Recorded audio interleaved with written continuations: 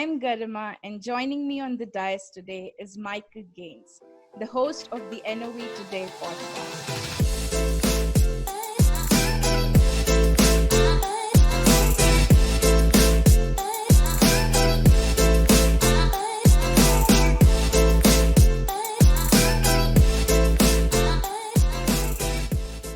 Thank you so much for joining me today, Michael.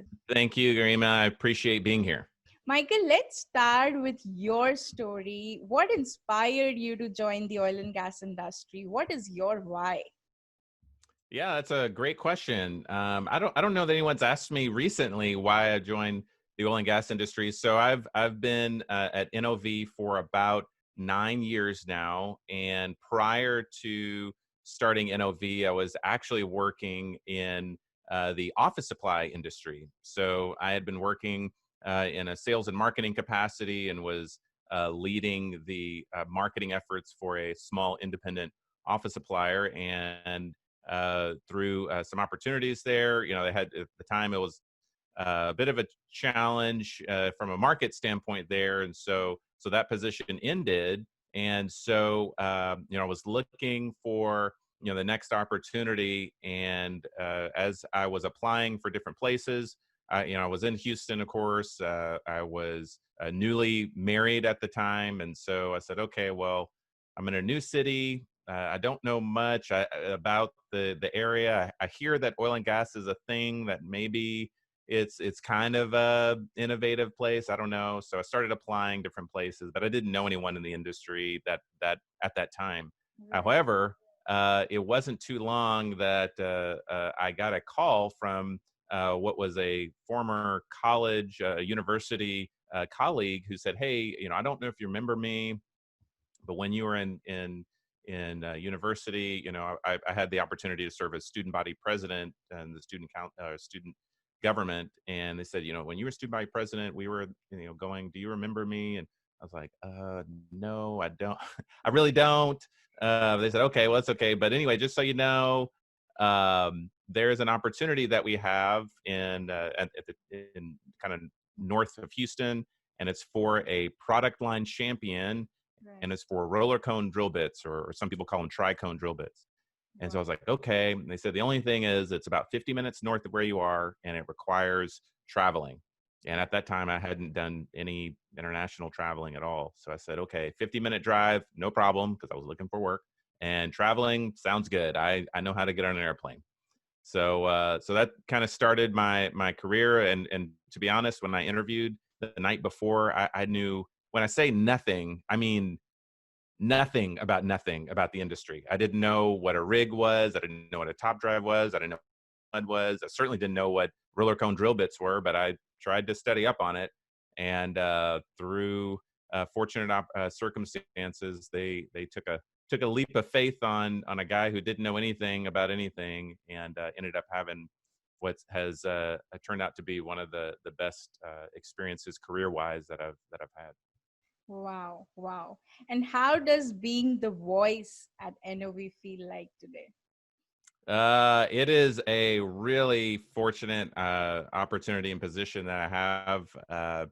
For a while, I almost was uh, I was very hesitant to talk about what I got to do at work, because it was almost like, is it okay to have this much fun all day, but this is my job? Like, is that okay? Because I mean, I'm able to work with people who are just of the highest caliber from a creative standpoint, from a business strategy standpoint, able to tell both personal stories and technical stories, which I like both areas. It's really, really fun and inspiring to be able to wake up and look at the landscape, even in challenging times, to be honest, because just like when you look at if anyone who's familiar with business case studies, or history of major industries, what you'll find is a lot of times your best innovation comes in some of the most challenging times, both economically or organizationally. So while it's not always the most comfortable, I do like the creative challenge that it brings. Absolutely, absolutely. And now I would like to understand from you, because you are one of the chief storytellers that the industry has today. Why do you feel that it is important to communicate the right story about the industry? Yeah, no, I think there are so many amazing stories in this industry that some get told, but many don't. And I think that, whether it's just been through, maybe a lack of adoption, or different communication methods that haven't been taken into account. I think that we're now at a point where it's easier than ever to be able to share those stories, and rightfully so. I think that it's important for those that are in the industry, and even outside, to Right. understand the level of engineering prowess, and high technical aptitude that we have within this industry. I mean, when you think about it, I mean, the ability to, of course, nowadays we have things like wired drill pipe, and other technologies that essentially allow us to see Right. down hole. But to think prior to now, we were going based on certainly highly engineered, but trial and error. And we were drilling, 5,000, foot laterals, or we were drilling down, thousands of feet without actually seeing what we were doing. If you think of the space industry, you can at least see where the shuttle goes, and you can actually observe it and see all of the, the effects of the inputs that you have. Whereas for us, it's okay, well, I can't see what's going on, but I can see the effects. And we start learning from that. And of course, that's an overgeneralization, but the idea being that there are so many innovations constantly in this industry. And I think if people really understood just a little bit, not only about the technology, but the people who are behind the technology, Right. the faces and the stories, that many times they would be surprised on not only who, what is being developed, but the story, and the who behind those innovations. So definitely, I think it's an important area for us to continue to invest time, resources, in sharing those stories to help inspire, and really share in the developments that we're able to have collectively. Absolutely, absolutely, Michael. And now help us understand, where do you see NOV in the global oil and gas community today? When we talk about people, culture, workforce, and technology, how do you think, what important role is NOV playing today?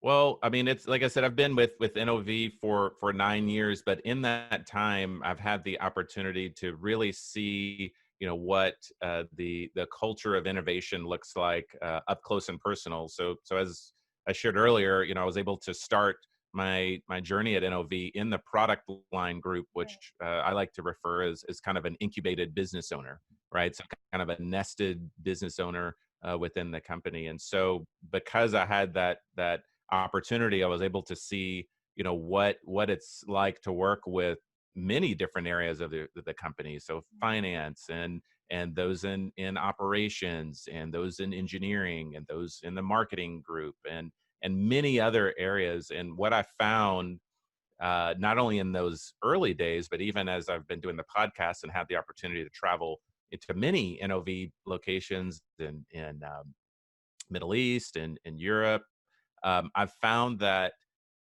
NOV truly does operate like a very large, small company. Right. So, if you think of the type of interaction you would have if you go to a local shop, or a local storekeep, right? Or a local business in your community. And, if especially one that you frequent, and you kind of know each other by first name, and Right. it's someone that you're familiar with. Right. Consistently, my experience has been that very thing, in facility after facility that I've visited, and it's like we were friends for years, and so they share their family pictures and their stories, and those things. But also, there's a very high degree of vested interest in success for not only those facilities, but for the organization overall.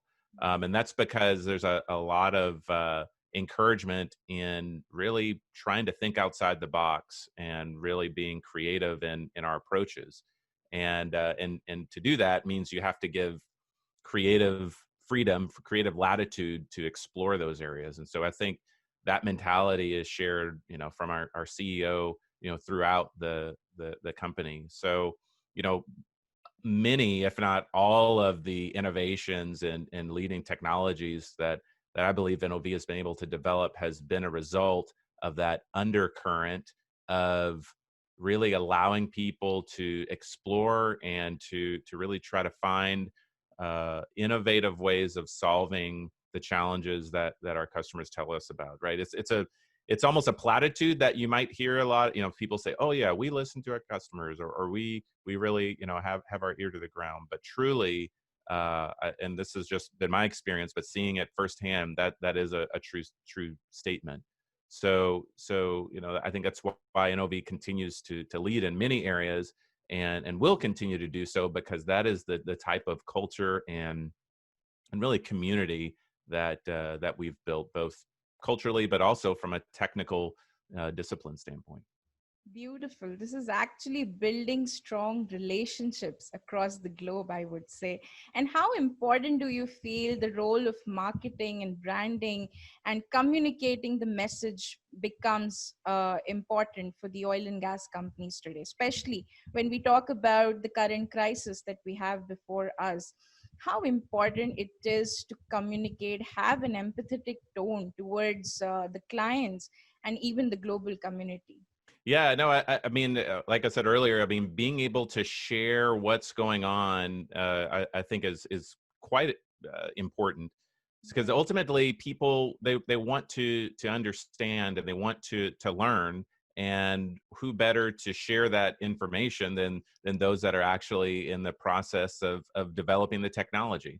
Right. And so being able to share those insights is really critical, not necessarily from a standpoint of always, here are the critical dimensions, or a very technical standpoint, though that is certainly one of the drivers, but also helping build a relatable narrative and a story so that people can truly kind of partner and understand where you're going, kind of what your thought process is. I mean, you yourself are I would say, certainly an influencer in the space of storytelling. And so, as you continue to talk to others, you recognize, and I'm sure you have, that one of the most powerful communication tools isn't necessarily an infographic or a video or but it's a story.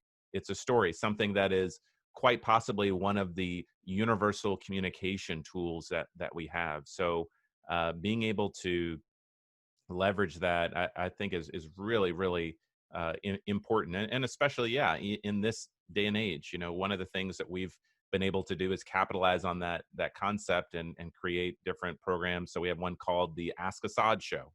And so Assad Mahana, the director of business strategy at NOV, we weekly talk about what's gone on in the world of the energy space over the last week, and really try to break it down. Again, not trying to offend or belittle the intelligence of those watching, but recognizing for us that many times there are those that aren't as involved in the industry, and want them to understand this is what's going on, this is what this means, and this is how it impacts us all globally, and this is what we can be looking forward to. So really making sure that we're talking with others as much as to them, I think is a key item that we try to keep in mind. Right, right. Because I have been one of them who is not directly involved with the oil and gas industry, just telling the stories of people out here. And everyone who is listening to us right now, I would like you to follow NOV live shows on LinkedIn and YouTube and Facebook also. And there is so much information out there. You'll get to learn so much from these conversations, informative, engaging, inspiring, and Michael as your host. It's going to be amazing. You will not regret that. And you should not miss that, I would say. And now, Michael, help us understand. You have had such a diverse career path in the industry, right? And you come from a background which has not been related to oil and gas. There are so many students out there who have a passion for the industry, but they do not understand the dynamics so well. What would your advice be for them? First and foremost, I would say if you don't know anything about the industry, but have either the opportunity to join or are curious about it and might have an inclination to join, regardless of your technical aptitude, I would say to still consider trying to join the space. And I'll tell you why. So one of the when I kind of go back to the story I said earlier. So when they hired me in and I was in the interview process, one of the questions that I asked, I said, "Hey, I am currently looking for work, so I'm certainly appreciative of the opportunity to interview, but I just want to clarify, you got the right Michael Gaines, correct? So this is the Michael Gaines that has, I had a business background at the time. I was finishing up my MBA in strategic leadership, and I had my undergrad in marketing. So I said, hey, I understand generally how business works and so forth, but I don't have a petroleum engineering degree. I'm not a mechanical engineer. I'm not an electrical engineer. I just want to make sure you hired the right person." And they said, "Oh yeah, absolutely. We specifically wanted to hire someone that had no preconceived notions about the industry, because what we're looking for are new, fresh approaches to the business." Right. So I said, "Okay, if you're sure that's what you're looking for." But in retrospect, I see what they were doing, and I'm such a huge fan. I think that having diverse thought in approaching problems and tackling challenges is really the key to being able to grow a team and an organization. And so for those that are students, I would say that if don't shy away. I know one of the interviews that you had was a former colleague of ours, Stephen Forrester, and likewise, his story is quite interesting as well. But he didn't have any background yet. I would say he's got a strong technical writing background, because yeah, similarly, he kind of jumps in and says, it's okay, don't have that background, but enjoy the conversations and the technology. And likewise, yeah, I would say if you're a student who is looking to jump in a space that continues to evolve all the time and will continue to evolve, certainly would consider joining this industry. Right, right. And when we talk about the oil and gas industry, there has been an assumption for quite some time that you need a lot of core technical skills to be a part of this industry. And now we have soft skills and emotional intelligence. How do you see the role of these skills evolving in the times to come, especially when we are adjusting to a completely new environment? We have never been prepared for this. We do not know what is going to come in the months ahead. How important do you feel that the role of soft skills and emotional intelligence would be? So one of the things that I have really been starting to do is trying to look at the potential opportunity of changing the vernacular that we have when we talk about skills. So someone says, "Okay, well, I have a hard skill, or I have a soft skill," right? And I'm of the opinion that a skill is a skill, and what I mean by that is traditionally, public speaking has been considered a soft skill. Right. However, if you are an individual who has to give a presentation to a senior leader in order to get sign off or buy-in for your project or your initiative, if you can't effectively communicate that idea, it doesn't matter if it's a hard skill or a soft skill, it's a skill that you need. And if you don't have it, then it doesn't matter how smart you are or how many PhDs you have, your idea isn't going to necessarily be adopted. So while I think that we, for the sake of categorization, may sometimes differentiate a hard skill from a soft skill, I would say really having an overall rounded set of skills is important. So yes, certainly there are some times where if I'm looking to someone who's going to be developing a piece of drill pipe or a critical piece of equipment, maybe a top drive, things like that, I certainly want them to have technical skills for sure, but I also want them to have other skills such as being able to clearly communicate their ideas and thoughts in order for the team to join them there. But to your question, yeah, I definitely think that having the ability to have increased emotional intelligence and skill sets overall, continuing to enhance those, especially those in the space of communication. Of course, I'm biased, but in the space of communication, I think is key. I mean, there's nothing more impressive, I would say in a technical sense, than to see someone who is extremely gifted in engineering or highly technical discipline be able to simplify and talk to that skill set in a way that their primary school child can understand. If you're a nuclear engineer and can explain that in simplified terms, you will have a great following. So I think those are definitely things that we should continue to encourage and not necessarily either overlook or potentially even belittle. Someone says, well, I need to learn how to persuasive speaking.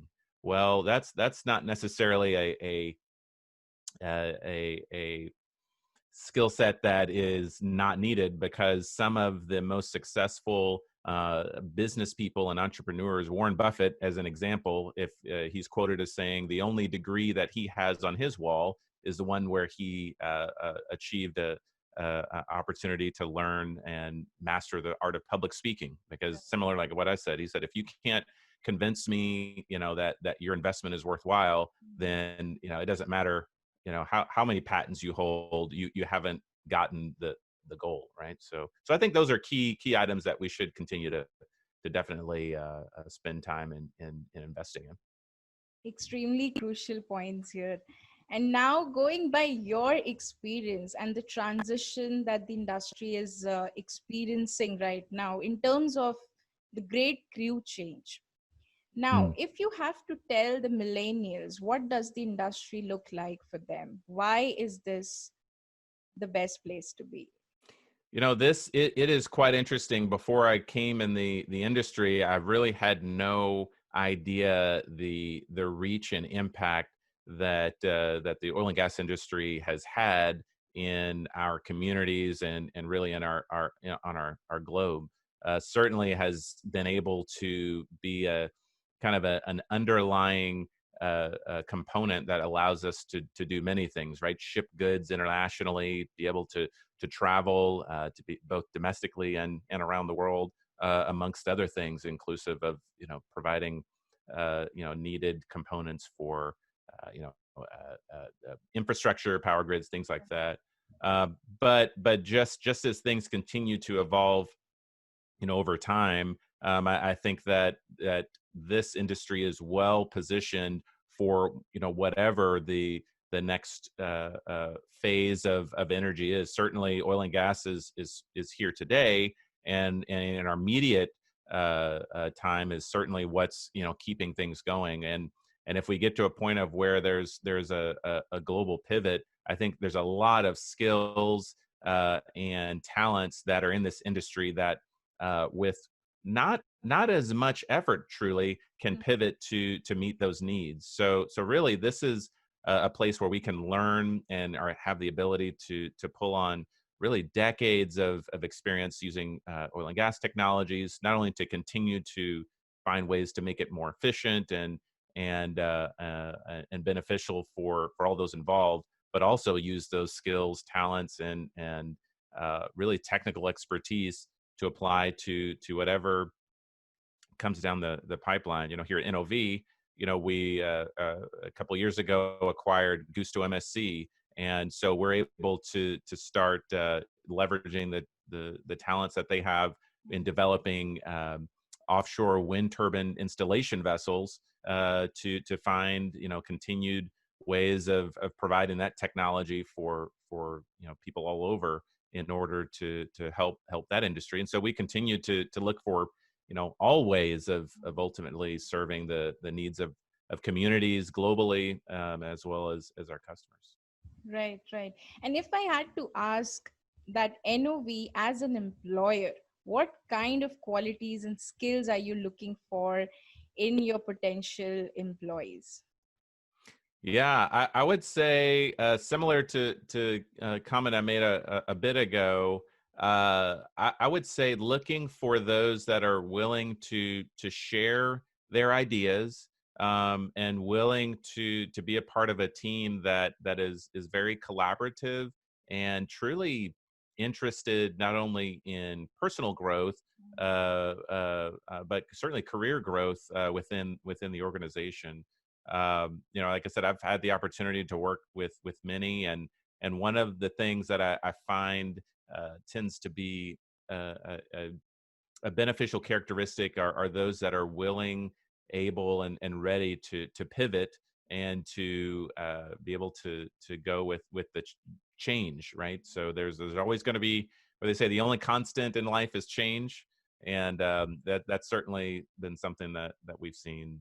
Whether certainly we recognize that that change comes in many forms, but I think ultimately being open to that, and being open to really trying out new ways of approaching problems, is certainly something that makes for lively dialogue. Sometimes you, and in a good way, in a very good way, similar to if you have a friend, right, and you say, oh yeah, we're friends, and we've never had an argument. It's like, well, are you really friends? Because really good friends are candid with each other, right? Timely honesty. They're candid with each other, but in that those conversations, it means that they're willing to positively challenge each other for the overall objective, right? When in this case is relational growth, and in our case it's continuing to grow the organization, but to serve our customers in the best way possible. And I think those are worthwhile conversations to wrestle with, is what's the best way, not a good way, the best way to serve our customers in order to meet their objectives, and the communities that they serve. So it's a, yeah, being willing to be creative, to come with your ideas, to be willing to want to explore new ways of thinking. I think that, again, that's a key hallmark of being able to have a robust team, is both diverse thought as well as willing to challenge uh, ideas in order to meet the overall goal. Right, right. And I have to say that that sense of community, that energy, that solidarity, that feeling of being with each other is very much visible in the NOV work culture. And it is obvious in the LinkedIn posts or any social media post that we talk about. It is definitely one of the best places to be in. If I Mm. had a chance, I would definitely ask you for a job. It's been over a decade for you. How do you look back on your journey? What are the new milestones you're looking forward to? And if I may ask, if we go back in time and if you had to reintroduce yourself to the industry, stakeholders, to the people out there, how would you do that?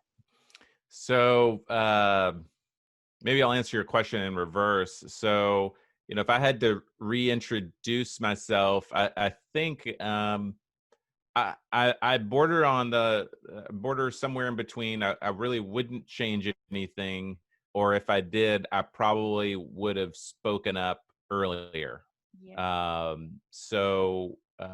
One of the stories that I like to tell is, when I first, so kind of in the early days, I'm sitting in these engineering meetings, and it was a great learning opportunity.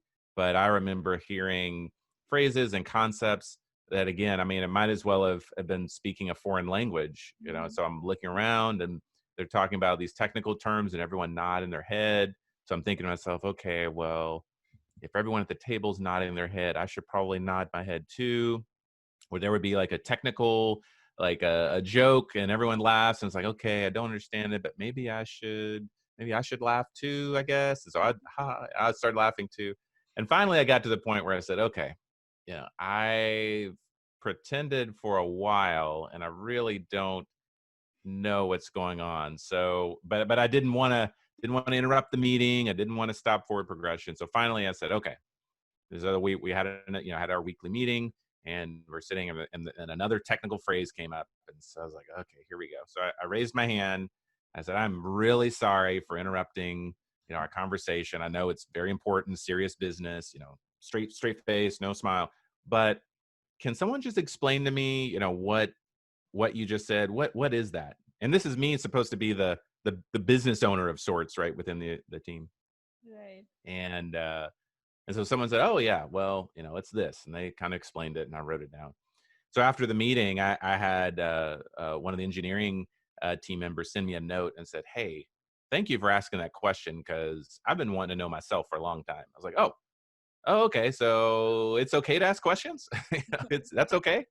And that was a tipping point for me, where it really kind of set me off. Honestly, I would say that helped lead to where I am now. Is that's my job. Is I'm a professional question asker. I ask questions for a living, and I've found that it's been a great opportunity. So I would say I would have done that earlier. And in terms of what's next, I think continuing to find creative ways of communicating the stories within NOV, the stories within our industry, I think is really what I'm passionate and focused about. I have the opportunity to work with a really, really great team who are just top notch. I mean, they really, really are some of the most talented people that I've really ever seen. And it's tough to say those things because you say, okay, it's very cliche, and it I guess in a way it is,